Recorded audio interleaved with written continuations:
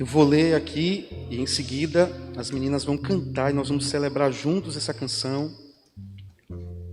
Nós vamos ler a partir do verso 23.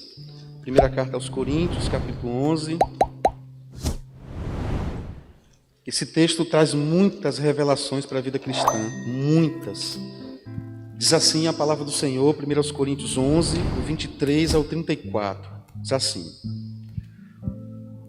Pois recebi do Senhor o que também vos entreguei, que o Senhor Jesus, na noite em que foi traído, tomou o pão e, tendo dado graças, o partiu e disse: Isto é o meu corpo que é dado por vós. Fazei isto em memória de mim. Porque semelhante modo, depois de haver ceado, tomou também o cálice, dizendo: Este cálice é a nova aliança no meu sangue. Fazei isto todas as vezes que o beberdes em memória de mim. Porque todas as vezes que comerdes este pão e beberdes o cálice, anunciais a morte do Senhor até que ele venha. Por isso, aquele que comer o pão ou beber o cálice do Senhor indignamente, será réu do corpo e do sangue do Senhor. Examine-se, pois, o homem a si mesmo, e assim coma do pão e beba do cálice. Pois quem come e bebe sem discernir o corpo, come e bebe juízo para si. Eis a razão porque há entre vós muitos fracos e doentes, e não poucos que dormem. Porque se nos julgássemos a nós mesmos, não seríamos julgados. Mas quando julgados, somos disciplinados pelo Senhor, para não sermos condenados com o mundo. Assim, pois, irmãos meus, quando vos reunis para comer, esperai uns pelos outros. Se alguém tem fome, coma em casa, a fim de não vos reunirdes para juízo. Quanto às demais coisas, eu as ordenarei quando for ter convosco. Celebremos, meus irmãos.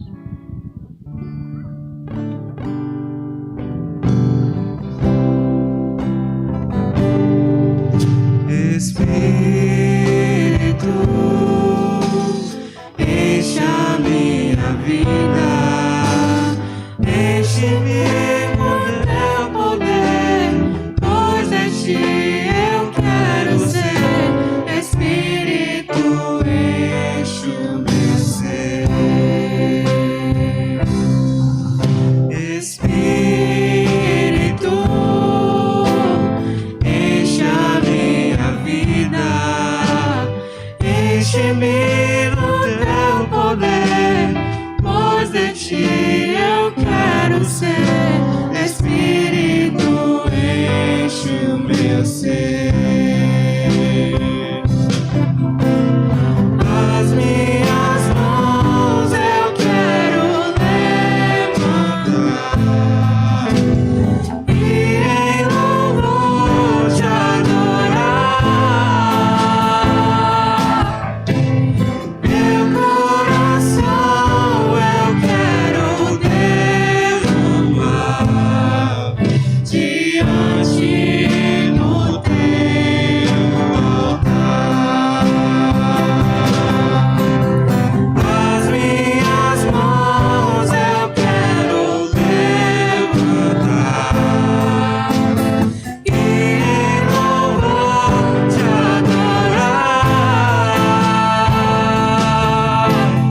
Meu coração eu quero derramar diante do teu altar,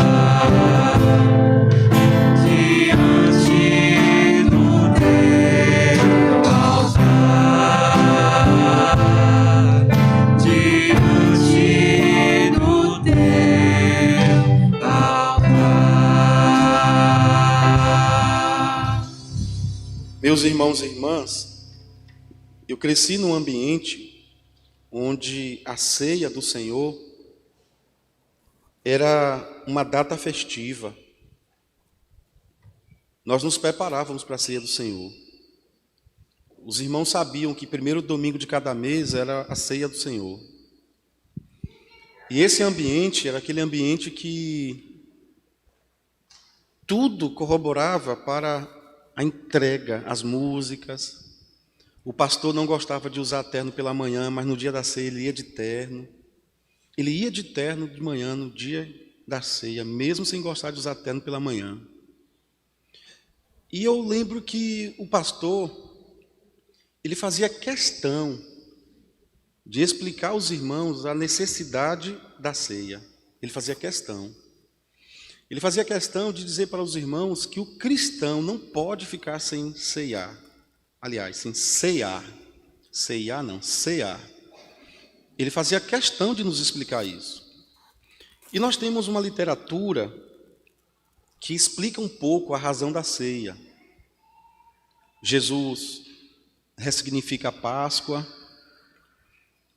A igreja de Corinto é uma igreja muito virtuosa, porque há um perigo muito grande quando nós falamos mal da igreja de Corinto sem olhar as virtudes da igreja de Corinto. Porque a igreja de Corinto era uma igreja que tinha dons. E nem todo mundo que tinha dons na igreja de Corinto era do jeito que Paulo critica.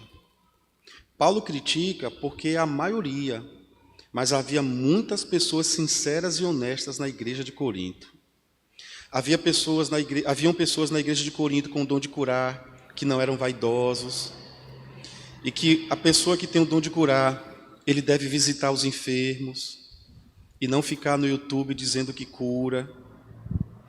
Na igreja de Corinto haviam pessoas que tinham um coração liberal e que nem diziam que davam e que doavam. Mas Paulo identifica que a igreja está recebendo a influência do mundo.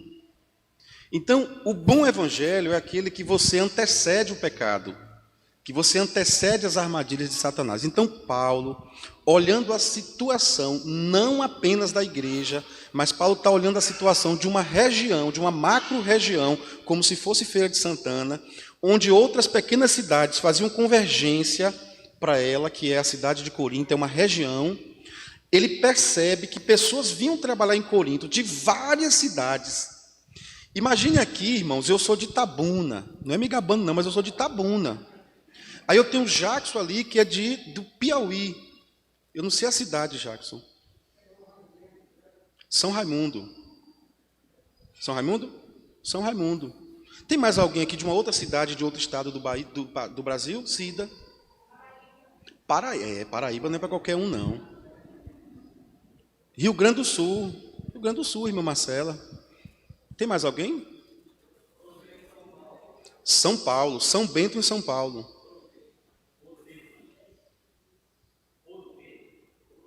Entendi, Ouro Verde, São Paulo. Então, só aqui nós temos 5 estados. Veja bem, quando eu chego em Feira de Santana, eu fui procurar um negócio chamado juju. Ninguém me dava um juju. Eu disse, onde é que vende juju? Teve gente que pensou que eu estava com frescura, pastor. Ainda faz bico, juju. Juju para nós é um geladinho. Em outro estado é sacolé. Em outro estado é bicha. Em outro estado é din-din. Din-din Itabuna é dinheiro. Então, essa diversidade, essa unificação de culturas diferentes estava acontecendo em Corinto. Só que aqui, Cida veio da Paraíba e Cida é cristã, de uma igreja batista. Dadas as suas diferenças, quando Cida chega na Bahia, com as coisas dos baianos, mas a igreja batista, se você for lá nos Estados Unidos, a igreja batista tem mais ou menos um jeito de ser. No caso de seminarista Jefferson, ele que veio da metodista, mas quando ele chega na igreja batista, ele se identificou, mas a igreja batista lá do Piauí, onde Maria do Amparo, a mãe dele mora, lá tem o mesmo perfil nosso. Então é fácil aqui, quando Lincoln vem de São Paulo, quando Marcela vem do Rio Grande do Sul. Então nós temos aqui mais ou menos um jeito de ser batista. Agora imagine se eu venho de lá do meu estado, chamado Itabuna, né? Aí eu chego lá do meu estado de Itabuna e venho aqui para a Bahia. Quando eu chego aqui em Feira de Santana, na Bahia, eu trago os costumes mundanos para aqui. Então eu tenho vícios mundanos. Aí eu chego na igreja e não mudo nada, continuo com os meus vícios mundanos. Aí vem Cida da Paraíba com os vícios mundanos dela. E ela vem trabalhar na região e ela vem com os vícios mundanos dela. Pastor Jefferson, a mesma coisa. Lincoln, a mesma coisa. Marcelo. Então a igreja começou a ser absorvida.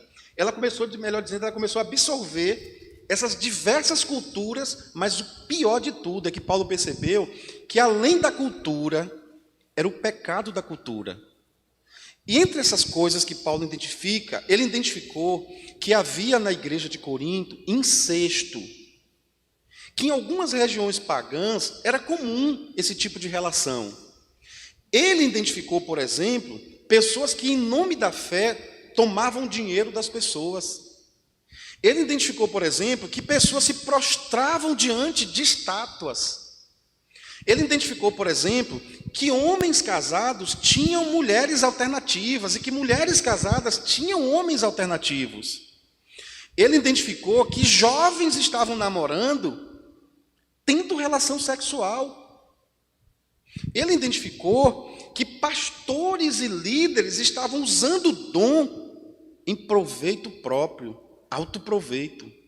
Ele usava o dom e fazia com aquele dom um patamar para exaltação. Ele identificou que algumas pessoas que tinham um poder aquisitivo maior na igreja, que eram patrões, eles humilhavam os irmãos da mesma igreja, que eram funcionários. Então, na hora da ceia, o que ele fazia? Ele pegava, por incrível que pareça, ele levava um banquete, e aquele irmão que era funcionário dele, ia lá para o buffet, para a secretaria da igreja, e vinha com uma mesa enorme, irmãos. Uva, passas, peixe, pães asmos. Ele fazia aquele banquete, mas era uma mesa gigante. Só que esse irmão, enquanto esse irmão ia lá pegar outra coisa, ele chamava os irmãos mais importantes da igreja e eles sentavam à mesa. E quando eles estão ali comendo, para vergonha deles, aqueles irmãos da mesma igreja que eram funcionários ficavam pelos cantos, porque eles não podiam se aproximar da mesa, porque a mesa era a exclusividade daquele grupo seleto da igreja.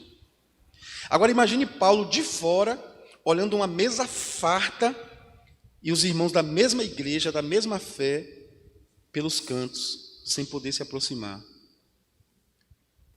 E aí Paulo, ao se deparar com esse tipo de comportamento, Paulo percebe também que alguns irmãos falavam em línguas, que eram línguas inteligíveis.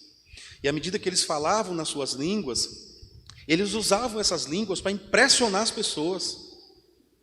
Eles usavam essa língua para sensibilizar as pessoas. A língua, no contexto deles, era mais usada como um fator de hipnose, como um fator de indução, do que de despertamento da fé.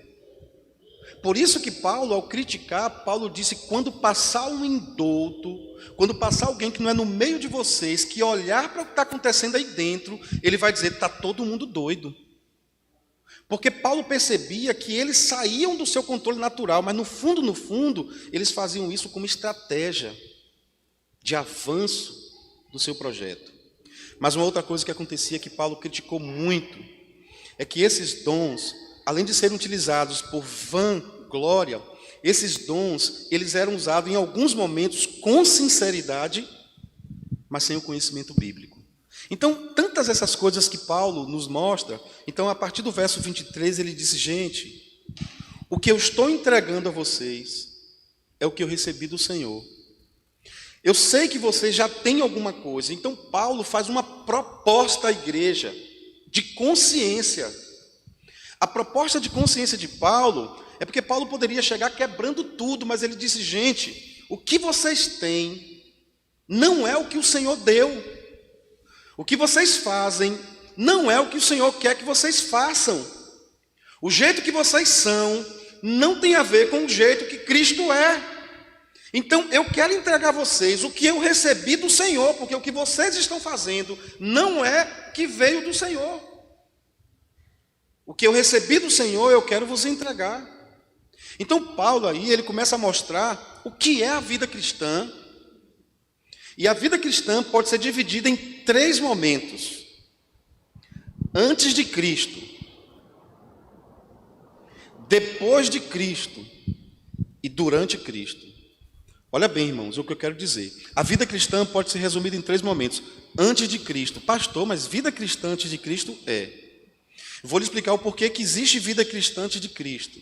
Porque ele deixou um mandamento para a igreja, um imperativo para a igreja, que indo por todo mundo, que eu devo pregar o evangelho. Então, a vida antes de Cristo, de qualquer pessoa que não está com Cristo, a vida dela está na mira do meu coração.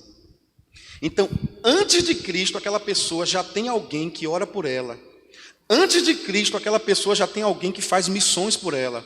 Antes de Cristo, aquela pessoa já tem uma igreja que se importa com ela. Então, existe uma vida antes de Cristo. Antes de Cristo, eu sou uma caça.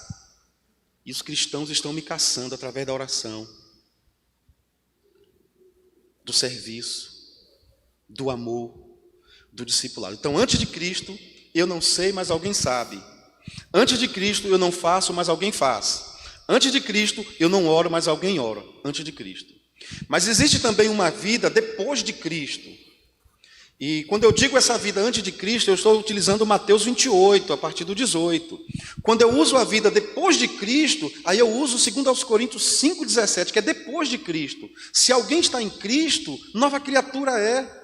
As coisas velhas já passaram, eis que tudo se fez novo. Então, depois de Cristo, eu já não sou como antes de Cristo. Depois de Cristo, eu tenho uma vida de novidade, é processual.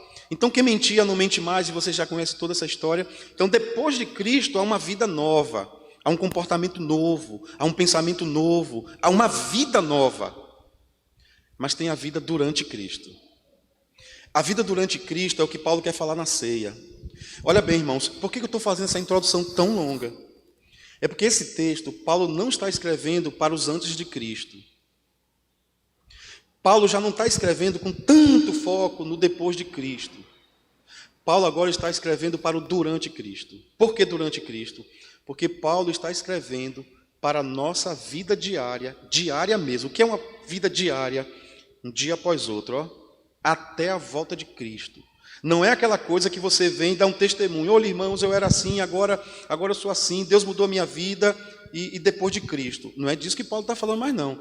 Paulo já está falando para alguém que já entende, que tem a nova vida, que está em Cristo Jesus e que já tem o seu testemunho e agora está construindo testemunho, agora está construindo vida cristã, agora está construindo relacionamento por causa de Jesus. Então, Paulo está escrevendo para um povo que se libertou do passado. Olhe bem, Paulo está escrevendo para um povo liberto do passado, mas Paulo também está escrevendo para um povo desprendido do presente. Não vivo mais eu, Gálatas 2:20, mas Cristo vive em mim, desprendido do meu presente, da minha vida. Então Paulo agora, ele começa a mostrar qual é a coisa mais importante da ceia. O que a ceia quer nos ensinar? Depois do que eu tenho esse entendimento, que eu estou com Cristo, agora é a vida com Cristo. Então Paulo quer me ensinar o seguinte: cada passo que eu dou nessa vida, eu estou indo em direção à eternidade com Jesus. É isso que Paulo quer ensinar. Cada passo que eu dou na minha vida, eu estou indo para o encontro de Jesus. Cada dia que eu vivo para frente é um dia a menos para trás. Eu vou morrer daqui a pouco, não sei que dia, mas a minha morte não será morte, será vida eterna, porque Cristo morreu na cruz do Calvário. Então a ceia do Senhor, primeira coisa que a ceia quer apontar, é que Cristo morreu por nós. Podemos repetir isso, meus irmãos? Cristo morreu por nós. Agora, veja o que ele vai dizer no verso 23. Porque eu recebi do Senhor o que também vos entreguei. Ele vem com traços históricos, porque Jesus fala isso em Lucas 22. Então ele diz, o Senhor Jesus, na noite em que foi traído, então na noite em que foi traído, já está nos dizendo o seguinte: esse Cristo que nós servimos, ele não traiu, mas foi traído. Esse Cristo que nós servimos, ele amou a todos, inclusive o que o traiu, porque quando ele convive com a igreja sabe quem foi que traiu Jesus? Quem?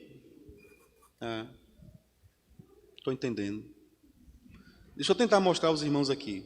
Historicamente, nós temos dois tipos de traições.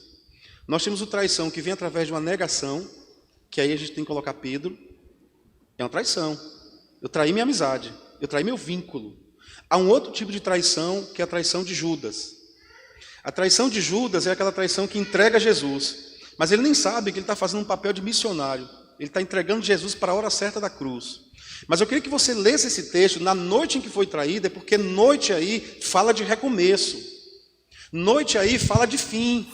Então passou-se um dia, tem todo um enredo, e aí nós não temos ainda Jesus carregando a cruz física, mas nós temos aí um Cristo que carrega a nossa cruz existencial. Então quando o dia se acaba, essa noite aí representa a ceia, representa a virada, representa a eternidade de Jesus. Na eternidade, a traição vai ser revelada. E qual é a traição que podemos fazer hoje? A traição que podemos fazer hoje, bem simples, sendo simples mesmo, não simplista, é que se eu me coloco numa condição de cristão e não vivo como cristão, isso é uma traição. Se eu digo que sou cristão e não amo meu irmão, isso é uma traição. Porque aquele que não ama, não conhece a Deus, porque Deus é amor. Então ele quer mostrar, a primeira coisa da ceia do Senhor, ele quer mostrar que a ceia fala da morte de Jesus. E essa morte aconteceu antes da fundação do mundo. É comum acharmos que Jesus morreu na cruz. Mas se você for olhar João capítulo 3,16, João capítulo 14, 6, nós vamos perceber que lá no Gênesis já havia a presciência de Deus preparando Jesus para vir ao mundo, morrer ao mundo, ressuscitar no mundo e vir buscar a sua igreja. Então Jesus, historicamente, ele morreu num dia. Espiritualmente, Jesus morreu antes da fundação do mundo. Deus tinha planejado, por causa do pecado, levar, trazer, enviar seu Filho, para que todo aquele que nele crê não pereça, mas tenha a vida eterna. Eu quero convidar os irmãos agora a dar um pulinho comigo lá em Isaías capítulo 53. Nós estamos agora falando de um evento, e é um evento histórico, apesar do cunho religioso, mas um evento com 700, talvez 730 anos de diferença. Isaías 53. Esse texto fala do sofrimento do glorioso Deus. Você sabe, quando nós chegamos nos Salmos, já expliquei isso aqui uma vez, no Salmo 22, nós temos o Cristo sofredor, nós temos o Cristo que carrega a cruz. Nós temos no Salmo 23 o Cristo que apacenta, o Cristo que conduz. E enquanto no Salmo 22 o que ele tem na mão é a cruz, no Salmo 23 o que ele tem na mão é um cajado. Mas no Salmo 24 é o Cristo glorioso. E enquanto no Salmo 22 ele tem a cruz, no Salmo 23 ele tem o cajado, no Salmo 24 ele tem uma coroa, porque é o Cristo glorificado. Mas esse Cristo glorificado, ele pode ser desglorificado através da minha vida. Olhe bem, o Cristo que já foi crucificado, o Cristo que é glorificado, porque ele não é glorificado porque eu o glorifiquei. Ele é glorificado porque o Pai o glorificou, mas eu preciso viver como um servo de um Cristo glorificado. Então, quando eu faço algo que agrada a Deus, eu glorifico a Deus. E quando eu faço algo que não agrada a Deus, eu desglorifico a Deus. Não sei se os irmãos conseguem entender a profundidade disso. As minhas atitudes desglorificam Deus na minha vida. Quem olha para mim com aquela atitude diz: isso é ser crente? Isso é ser crente? Então isso desglorifica a Deus. Então Isaías 53 ele vai dizer assim: quem creu na nossa pregação, a quem se manifestou o braço do Senhor, foi crescendo como um renovo diante dele, como raiz que sai de uma terra seca, não tinha formosura, nem beleza. Quando olhávamos para ele, não víamos beleza alguma para que o desejássemos. Ele foi desprezado, rejeitado pelos homens, homem de dores. Veja esse plural aí, dores. E experimentado nos sofrimentos, plural. E como um que os homens escondiam o rosto, foi desprezado, desglorificado. desprezado, e não lhe demos nenhuma importância verdadeiramente, ou seja, não há nenhuma mentira, não há nenhum engodo aqui. Verdadeiramente ele tomou sobre si as nossas enfermidades. E observe que você pode usar esse texto para dizer: Senhor, o Senhor levou as minhas enfermidades. Seria até uma forma, eu digo que anticristã, você achar que esse texto não pode ser utilizado para um processo de cura, se Deus quiser.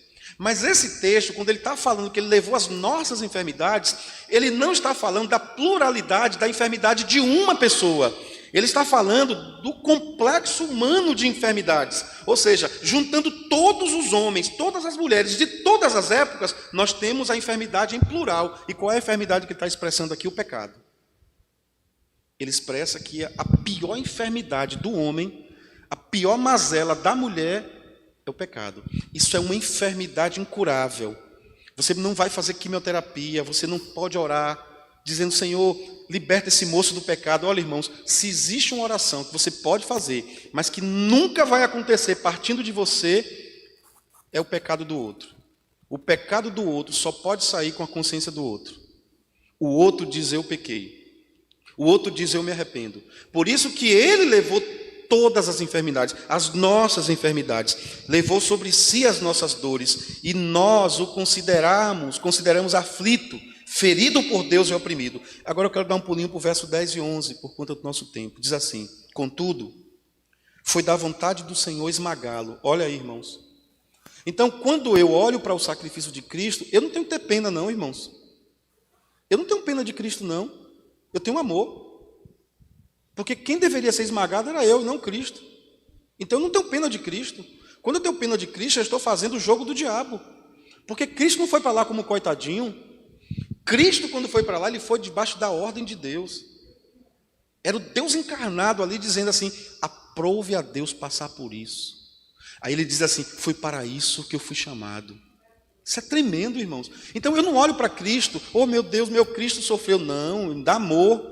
Então ele disse no 10: contudo, foi da vontade do Senhor esmagá-lo e fazê-lo sofrer. Fazê-lo sofrer, apesar de ter sido dado como oferta pelo pecado, ou seja, a oferta de Deus. Ele verá a sua posteridade, prolongará os seus dias, e a vontade do Senhor prosperará nas suas mãos. Ele verá.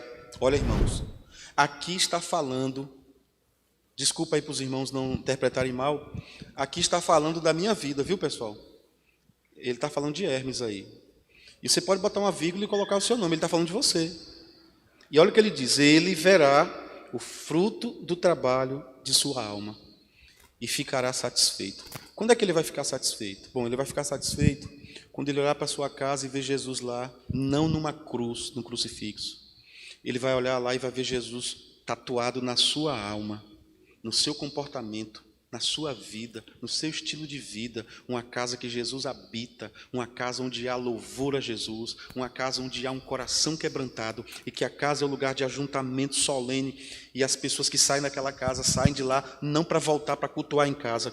Quando termina um culto doméstico, diz assim: nós vamos sair para a escola, para a faculdade, mesmo num curso online, mas nós vamos testemunhar Jesus onde formos, e quando voltarmos amanhã, nós vamos nos fortalecer mais para sair de novo, porque eu me ajunto para adorar, eu me ajunto para me preparar, e eu saio para glorificar, porque Cristo é glorificado não quando eu estou aqui, Cristo é glorificado quando eu estou lá. Aqui é adoração. Muita gente confunde achando que Deus é glorificado pelo que eu canto, Deus é glorificado pelo que eu faço. Sim, se isso for uma conexão com o que eu faço, se o que eu canto for o que eu faço, Cristo é glorificado. Se o que eu canto não é o que eu faço, Cristo é desglorificado, sem ninguém saber. Ele não é glorificado na minha vida por isso. Se o que eu prego é quem eu sou, Cristo é glorificado. Se o que eu prego não é o que eu sou, Cristo não é glorificado. Dura essa palavra. Dura essa palavra. Bom, infelizmente eu sou prolixo e o tempo vai todo, misericórdia. Ele verá o fruto do vosso trabalho, a sua alma ficará satisfeita. Quando Cristo vê vidas cristãs transformadas, ele fica satisfeito. Ele ficará satisfeito com o seu conhecimento. O meu servo justo frutificará muitos e levará sobre si as maldades deles. Ô, gente, o melhor homem do mundo, a melhor mulher do mundo, a mais boazinha, ela nem sabe que é má. Eu gosto muito de dizer, quando eu estou no centro da cidade, que alguém prende um bandido e bota o braço para trás e algema, eu fico de fora orando, Deus sabe o que eu estou dizendo, mas eu digo, ele está levando Hermes antes de Cristo. Porque, irmãos, eu não sou um bandido por causa de Cristo. Irmãos, quando eu sei, alguém caiu, fez isso ou aquilo, eu digo, porque eu não faço aquilo por causa de Cristo. Quando eu vejo alguém dizer assim, rapaz, fulano de tal, compra e não paga, eu digo, Hermes, antes de Cristo. Porque eu não faço isso por causa de Cristo. É por causa de Cristo. Porque se eu vacilar um pouquinho eu caio, é por causa de Cristo. E Paulo quer falar isso na ceia, é por causa de Cristo. São 3 coisas que Paulo quer falar na ceia. Jesus morreu, gente. Ele morreu por amor a vocês. Para com essas bobagens. Segunda coisa, ele serviu. Para de querer ser servido. Olha que coisa fantástica. Terceira coisa, ele vai voltar. Primeira coisa, ele morreu. E olha que Paulo parece até, irmãos, uma coisa difícil, porque Paulo nem dá tanta ênfase à ressurreição no primeiro momento. O Paulo, ele é o apóstolo da ressurreição. Ele fala muito de ressurreição. Ele fala, Cristo morreu. Depois ele fala, ele serviu. Por fim, ele fala, ele voltará para buscar a sua igreja. Com isso, ele quer dizer o seguinte, cada vez que nós participamos da ceia, irmãos, nós estamos lembrando do sacrifício de Jesus até que ele venha. Nós vamos cantar uma canção e se você é aqui da igreja, é de um outro lugar, se você está em plena comunhão com o Senhor, eu queria te chamar a sua atenção que nós não podemos tomar a ceia do Senhor indignamente.